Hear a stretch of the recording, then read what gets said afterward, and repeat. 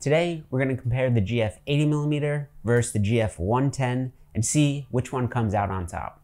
We're going to take a look at what lens has better bokeh, better autofocus, which is sharper, which lens is quieter, and more. So let's jump into the specs. And starting with the 80mm lens, this is a 65mm equivalent, has an aperture of f1.7 to f22. The filter thread size is 77mm. It weighs in at 1.7 pounds, which is kind of ironic, or 795 grams. The minimum focal distance is 2.3 feet or 70 centimeters, and the MSRP comes in at $2,300. As for the GF110, it is an 87mm equivalent, has an aperture of f2 to f22, has a filter thread size of 77mm, and it weighs in at 2.22 pounds or 1,010 grams. The minimum focal distance is a massive 2.97 feet or 90 centimeters, and the MSRP is $2,800.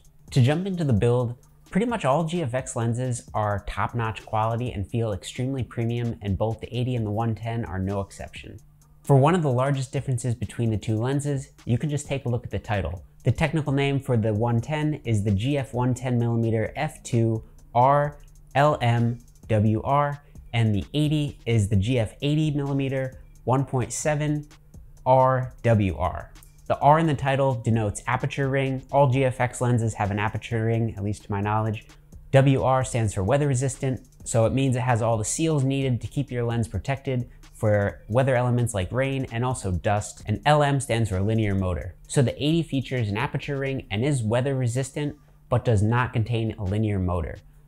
Also does not have any switches or buttons on the lens. The 110 features the same premium build and feel, but does not have any buttons or switches as well. It's basically just taller, but it does have a linear motor. Let's talk about size and weight. So to just visually line up the two lenses for you, here are the two lenses standing next to one another. As you can see, the 80mm is substantially smaller. Next, let's take a look at how the lens looks on the GF100s. And visually with the lenses on the body, again, we can just see the 80 looks like a much smaller lens. And weight-wise, we have the GF80mm weighing in at 1.7 pounds or 795 grams. And that's pretty much middle of the road in terms of weight on GF lenses. The lightest GF lens is the 50mm pancake, which I do own. This weighs in at 0.74 pounds or 335 grams. The heaviest lens is the GF250, which I don't own. That weighs in at 3.14 pounds or 1,420 grams. Again, the 110 weighs in at 2.22 pounds or 1,010 grams. And this might not sound like a big difference, but I promise you when you are walking around with the 110, that extra weight is definitely gonna make a big difference, whether it's on your camera, holding it, or in your backpack. And if we include the weight of the GFX100s body with the 110, we have 1,922 grams or 4.24 pounds. For the 80mm, we have 1,704 grams or 3.76 pounds. And if you want to see a really light lens in comparison, here's the 50mm pancake and the 100s. That weighs in at 1,265 grams or 2.79 pounds. And talking about how quiet both of these lenses are, only the 110 has a linear motor, which will increase your autofocus and of course make the lens a bit quieter. So I have my GFX100s on a tripod, pointed at the shelf, and we're gonna test the focus on an angle shooting books. I've very elegantly rigged up my microphone to the camera so we can record the sounds of each lens. And if you appreciate the length I'm going to heavily compare these two lenses, if you could, please consider subscribing. Most people that watch my videos are not subscribed, and it would help me out a ton so I can continue doing more of these scientific reviews. But I am not a lens scientist. So as you can see with the 110, I'm just gonna let you listen a bit here, but the lens is very quiet. You don't really notice this if you're using it. If you're really paying attention, sure, but for the most part, you're not gonna notice the sound of this lens.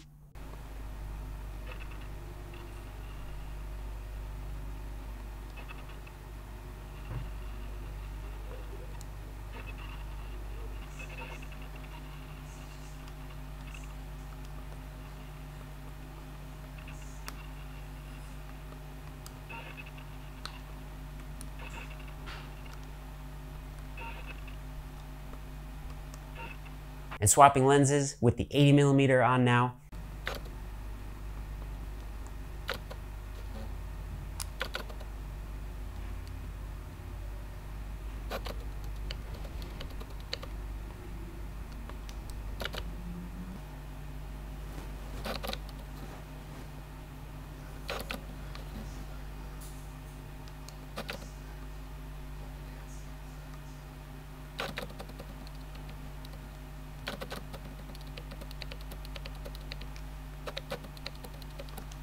we can see that this lens is definitely a bit louder and a bit punchier. So when you go to nail focus, the lens kind of punches into place. This lens, contrasted to the 110, you absolutely notice the sound, whether you're on the street, in the studio, anywhere you're using it. It's definitely very apparent. This lens is very loud. You are gonna notice it. Is this a problem? Not really. I mean, personally, it's kind of annoying. I have tried this lens out on a few occasions for extended periods of time. It's not a deal breaker by any means, but it is very loud. So if you wanna use this lens for video, I know GFX for video, just take note that it is very loud. So if you're choosing between the two and the focal length doesn't really matter, it's definitely something to consider if you're gonna be using it for video. Next, let's talk about autofocus. We're just gonna do some light autofocus testing. It is a GFX, so we can expect the autofocus not to be hyper insane. So I have my GFX on a tripod with the 80mm first, and we're testing it wide open just to see how well the lens performs. So here I first have the subject detection on, but not eye detection. So as you can see, it's okay. It doesn't map my whole head. Next, let's turn on eye detection to see how that performs. Also, as you could tell, I am recording this screen with my XF80mm macro, trying to work on those YouTube dollars so I can get an external display. Now we have the eye detection on, and I'm wearing my glasses, and as you could see, it's not really great. I would assume that if I were to take pictures like this, it would be fine. I've done it before. I have a studio video out where I've done portraits, and as you can see, taking off the glasses, what a difference. The GFX it cannot compute when you have glasses on. This is pretty acceptable. I think this is not too shabby, if I do say so myself. And switching to the GF110, again, subject detection on, but eye detection off for the first test. I wanted to test out moving a bit close to the lens. This minimum focal distance is 3 feet. So as you can see, it just hits my shoulder.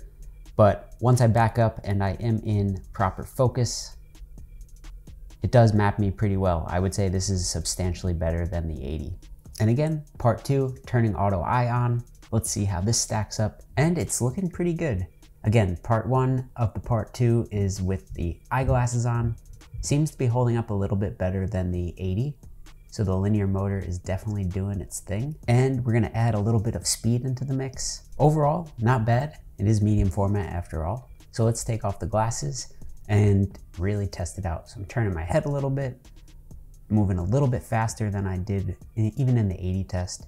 And this is definitely really nice. I think this is pretty good. This is why I use the GFX to record my videos instead of the XH1. So enough of all these tests. Let's jump into some pixel peeping. That is where we will truly get to the bottom of it. So I have a champagne bottle here. It is empty, and we're setting up 2 LED lights on diagonals, and I'm gonna tether my camera, of course, and let's get started. So jumping into Lightroom, I shot this bottle with both lenses, just one scene, and we're just gonna compare f-stops. So starting with the 80, we have f1.7 wide open. This image is lightly edited.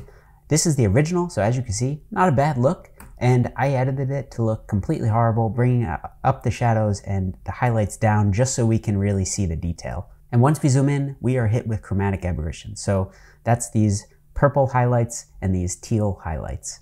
And if we see, moving over to the left side, again, very heavy on the teal end. The right does not have any, not ideal. And as you can see, I set the focus, I believe, to this label. So this is super sharp, not bad. And of course, if we go on up, we will see, since we're shot at 1.7, you just have a pretty massive drop off. So you'd have to definitely focus stack this pretty substantial if you wanted to shoot wide open, although I don't think you should do that. But yeah, let's take a look at f2. So obviously just comparing this to the aperture of the 110. Same thing, pretty much looks identical. f4, zooming in. As you can see, looks like the chromatic aberrations are pretty much gone. It looks like there's a little bit of teal here. Yeah, we could see it. Just slight, maybe a little bit of purple in here, but overall, seems to take care of it when bumping up the f-stop. And looking at one more at f8, zooming in, this looks way better. I think the chromatic aberrations are gone at this point, and the bottle, of course, looks much sharper. Even this label right here looks pretty sharp, so clearly if you're going to do some studio shooting, you definitely want to focus stack at f8. And now with the 110, shot wide open at f2, again, shadows pushed, highlights dropped, and as you can see, we don't have that same issue. So we just have some, reflections that are going on. The temperatures of both these lenses tend to differ. So they're not, you see some blue here, but that's just most likely the LED light casting its own light. And yeah, the drop off is not as extreme, although, because this label is a little bit sharper here, but blurry here. And let's just keep looking. I bumped it to f4, nothing odd going on. And then once more at f8. And overall, pretty sharp. I mean, this is pretty sharp, pretty immaculate. This label is completely sharp, so that's cool. And doing a side-by-side comparison, as you can see, the f2 110 looks a bit sharper. The 1.7 is just a bit more extreme. And just to reiterate what we said, we have all these chromatic aberrations over here, and we don't have any on the 110. And just like what I said before, even the label, the drop-off is a bit more extreme on the 1.7. Looking at both lenses at f8, zooming in, and both overall look pretty good. This is a little darker. I didn't adjust it as evenly, but these both look pretty good. Overall, I think, you probably wouldn't be able to tell what lens is what. I think even the 110 looks to be a bit sharper up here. Not sharper, but more of it in focus. Again, the 80 seems to be a bit more extreme. And just to show you really quickly how to adjust these chromatic aberrations, in your sidebar, the lens correction panel is normally set to profile, change it to manual, and then you'll have your options under defringe. So basically, if you, just as an extreme example, take this amount, drag it all the way to the far end, and pretty much the chromatic aberrations are substantially better, 90% removed. But this is like a finessing game. We're not going to do it here, but I just wanted to show you where the option was. And as for our next example, we're going to shoot this rubber plant that we have in our office. I wanted to shoot something that was a bit larger, just to mix up the lighting a little bit. I didn't want to change the backdrop, so black backdrop, but we're going to use a large diffused overhead light, and we're also going to use one of the LED tubes as a front light as well. So jumping into Lightroom, let's take a look at the 110 shot wide open at f2, starting from the top. So I'm pretty sure my focus point was in the center of the plant. And of course we have some pretty extreme fall off. So this leaf was in front, this leaf in back looks super sharp. Yep, that's super sharp. And going down, yeah, I mean, obviously if you're shooting something like this in the studio, you probably want it to be focus stacked. But overall, I'd say most of the plant is in focus. And even the base, maybe it was a smidge not in the right focus plane, but overall, I mean, not bad. Let's take a look. f4 looks obviously to be expected. More of the plant is in focus. Like on this section, this looks pretty pleasing to me. I necessarily wouldn't even need to hardcore focus stack this if I was doing a quick shot. Looking pretty sharp. This planter now looks pretty sharp. Yep. f8, zooming in from the top down. Top leaf, super sharp now. This leaf, almost in focus.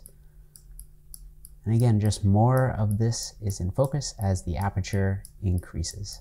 A lot of the, basically this whole bottom part looks in focus. The branch looks super sharp. Now the planter is very sharp as well. And one more at f11. Now we're pretty much there. Most of this plant is in focus, most of the leaves. Everything looks pretty good. If this wasn't like a hyper important shoot, I would shoot at f11 and call it a day. The whole planter looks sharp. This is a great image. I'm gonna give it 1 star to remember which one it was. Switching to the 80, I did move this tripod closer just to kind of frame it up to match this subject to frame ratio. So zooming in at the top, as you can see, oh, this is pretty gnarly. This looks like we have some motion blur, but as you can see, this branch in the middle is sharp. So we have some really wonkiness going on with this top leaf. That looks pretty bad, to be honest. but you know, this leaf looks a bit more extreme than the 110. Some nice separation between these leaves and this back one. Got some chromatic aberrations here. The whole planter is a bit out of focus, as is this dirt and whatnot. F2, again, same sort of wonkiness. This is only just a smidge bumped up, so pretty much the same effect. Still have the chromatic aberration there. Starting at the top with F4. Now it seems to look like the wonkiness is fixed. So if we scroll on down, obviously this leaf is still out of focus, but everything else is looking better and more sharp. Chromatic aberrations seem to be gone at this point. And looking at F8, this looks pretty good. This looks great. Everything seems to be pretty sharp. And finally, F11, everything looks hyper sharp here. This looks almost a little bit sharper than the 110 at F11. Everything looks actually perfect. I'm not seeing anything that's not in focus. This leaf, I guess, is a little bit soft, but yeah, this looks great. Just to do a quick comparison, wide open, 80 on the left, 110 on the right. Zooming in, top leaf is not super sharp, but it obviously is more extreme on the 80, and we have this wonkiness going on here. Pretty similar results. This leaf is sharper on the 110. This leaf is blurry. This leaf is sharper on the 110. A little bit sharper of an edge here. I'm pretty sure I nailed the same focus point, or very, very close. So looks like the 110 overall is a bit sharper. We are heavily pixel peeping here. Obviously the 80 has more chromatic aberrations, and it's not as bad on this plant. It was worse on a shiny object like a bottle. And lastly, let's do a comparison at the smallest aperture, f11, and zooming in, 80 on the left. So far, pretty similar / identical.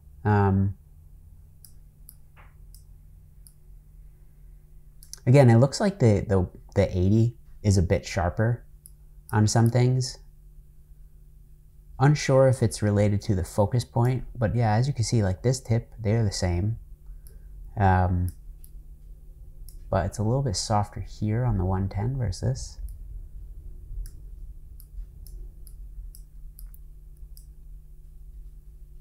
A little bit sharper here, I think. We're heavily pixel peeping here, and it's a plant. Looks like they're pretty close. I would say almost the 80 is just a little bit sharper, but overall, I think in conclusion for studio, it looks like I would obviously only shoot above f4, f8 for any sort of studio work when using the 80. And now we're gonna play a bit of a game. Which image do you think was taken by the 110 versus an 80? It's pretty obvious here, but I'll give you a second. All right, so if you guessed the 110 on the left, you would be correct. But if we take a look here, objectively speaking, they look really close. So I zoomed in on this rock here as the main point of focus. You know, clearly I got very close to it on the 80, but overall, if we look at the image, it looks pretty similar. So it looks like the bokeh is a bit nicer on the 110. We are obviously pixel peeping here, and we of course have some chromatic aberrations on this bokeh up here. But overall, the results are pretty similar. The 80, you just have a bit of a wider field of view. I would say the 110 looks better, but objectively speaking, if you did not like the 110 focal length, the 80 would pretty much suffice. And one more example from this Pier, I just wanted to go for total background obliteration here. Take your pick, which is the 80 versus the 110. And the left is with the 80mm, and it is a bit obvious because basically you just have a more zoomed out image as you have a wider focal length. Zooming in a little bit. Trying to line this up. I'd say the bokeh looks pretty nice on both. Obviously we have the chromatic aberrations here, and the bokeh looks like a little bit sharper on the 110, but it is larger in the frame. So think both looks pretty nice. I think if you just correct for the chromatic aberration on the 80, you'd be happy with both images. And of course, this blade of focus on the foreground looks good as well. And continuing with the game, here I matched up both the images so you cannot tell which lens is which just by simply seeing which image has more of the subject in the frame. And we have the 80 on the right. And it makes sense, we have substantially less detail of this foreground in focus. The 110 is really nice. We are definitely splitting hairs here. I'd say both images look really good. If we take a look at the 80 real quick, if we just basically go back to the beginning, of course, we have a lot more of the subject in the frame. And one more example from the subway platform. This, I went for the extreme depth of field. Which do you think is the 80? And we have the 80 on the left. Again, I matched up the crop, so you can't really necessarily tell, but the interesting thing here is that the 110 is a more extreme image. But honestly, both look pretty nice. And if we just take a quick look, we can see some chromatic aberrations here, but overall it's really not that big of a deal for this image specifically. And just to do a bit of a portrait example, again, I matched up both images, so you can't necessarily tell based on the amount of subject in the focus, so which is the 80, which is the 110. The 80 is on the left. So in order to get this shot, I had to basically move a lot closer to Lisa, and in that you could see some of the clues. So I'm standing much further back and the lights are much higher than they are here in relation to Lisa's head. And also, of course, the background compression, the background feels a lot closer to the subject, whereas here it's pushed further away. Pixel peeping a bit, looks pretty nice. You have obviously great background separation. The whole subject is in focus with some, GFX magic, looks really nice. And also another giveaway is of course the chromatic aberrations, which you could see basically from space. It's just basically lining each light. You get the teal cast. If you know New York City really well, you could tell I'm making my way down the street. Right past the Manhattan Center, we have the diner on the corner. So which one do you think is the 80 versus the 110? And it's pretty hard to line this one up. Can't necessarily tell based on any information here. And we have the 80 on the left. Obviously, I set my focus point to be the center of this light, and both are super sharp. So we're at 50%. Let's just zoom in to an obscene amount. We're at 200%. And the 110 looks a bit sharper. I'm gonna be honest, I did take the shot a couple times with the 80. The 110 just nailed it right away. And you could also see that more of this light is in focus versus the 80. You have a bit soft edge here. Even this model number of this light is not fully sharp, but on the 110 it is. Aside from that, honestly, both images look really awesome. You're not gonna get the same bokeh because of all the car reflections and whatnot. Both of these look like absolutely amazing in my opinion. And one more street example. This was a bit tricky to line up. These lights are flashing, but take your pick. Which do you think is the 80? Which is the 110? We have the 110 on the left. And just like before, I had to take this picture a few times to make sure I locked focus with the 80. It's funny, the absolute center, I didn't hit focus on either lens, but if we look at the rest of this light, we could see that the 110 is a bit sharper overall on this portion of the image, where the 80 just seems to have this narrow blade of focus right here, and then the rest is fall off. And with the 110, I didn't line it up completely, so just to see the full image, this is what we got.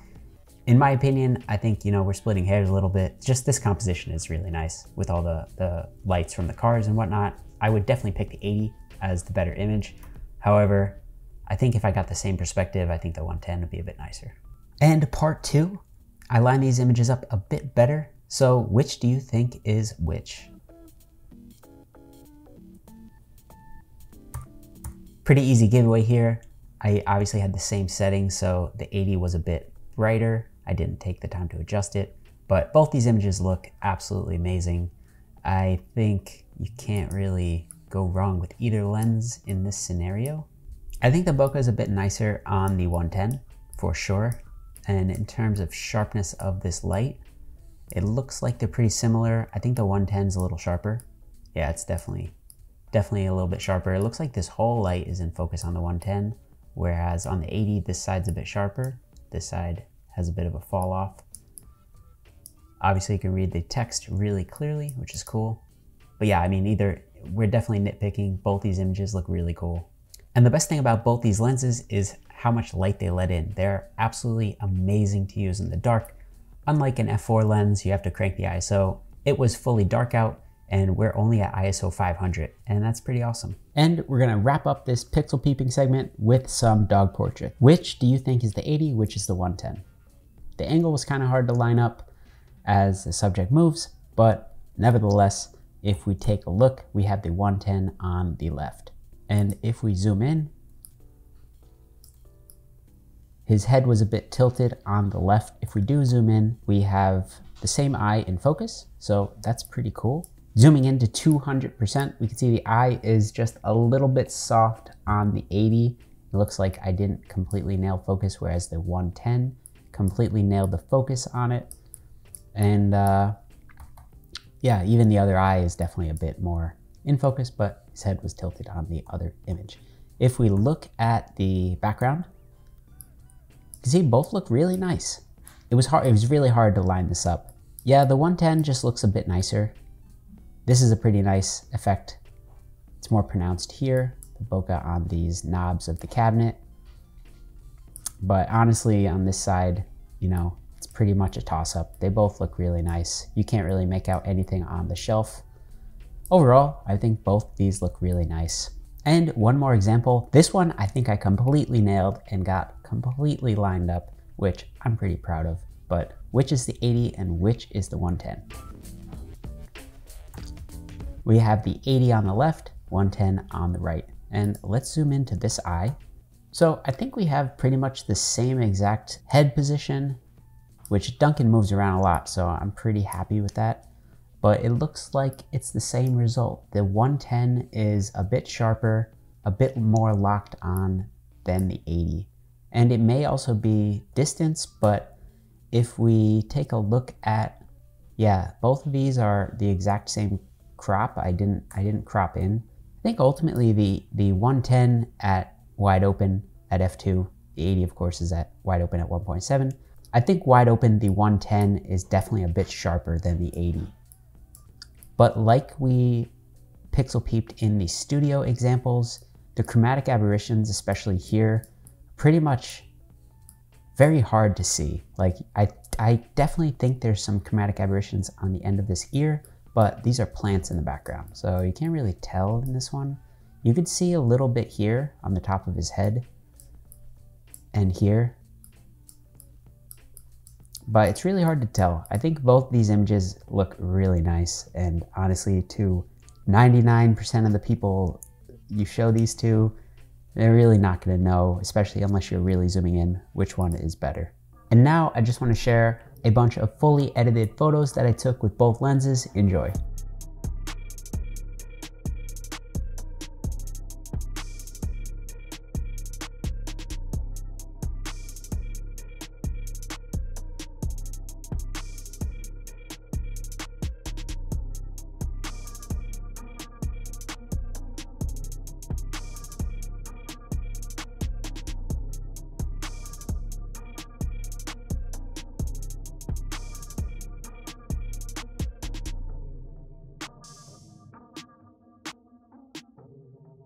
So which lens is the winner? To start with the build, both these lenses are exceptionally well made and feel extremely premium, just as any other GFX lens. The 80mm is both shorter and lighter than GF110, and in terms of how it stacks up to the other GFX lenses, it's pretty much right in the middle of the road in terms of weight. Whereas the 110 is the third heaviest lens in the GFX lineup, only surpassed by the 100 to 200mm lens and the 250mm. In terms of noise, the 80mm is substantially louder than the 110. In terms of photo, it might be a little annoying, but it's not really a deal breaker. In terms of video, if you have a mic on your camera and you're using your GFX to record, it might be an issue because it is pretty loud. In terms of image quality, well, both lenses are really phenomenal. You Can't really go wrong with either. The 110 pretty much has 0 chromatic aberrations. The 80 is pretty much plagued with them, especially shooting wide open. I wouldn't necessarily say that it's a deal breaker, but it is kind of annoying, especially when you have to correct this in pretty much every photo you take wide open.